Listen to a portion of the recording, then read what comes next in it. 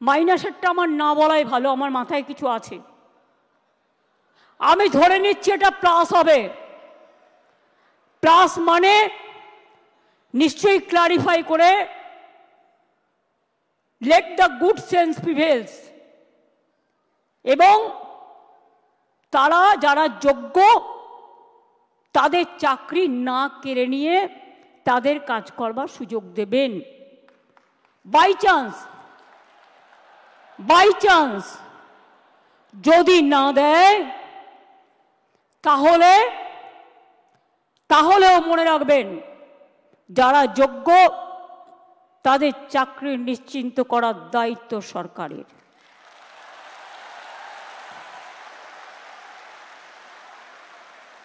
পরিষ্কার বলছি, কোনো রাগঢাক নেই। সুপ্রিম কোর্টের আইন অনুযায়ী করব। কিভাবে করব? যখন কেউ পথ দেখায় পথের মধ্যেই পথ খুঁজে নেয়।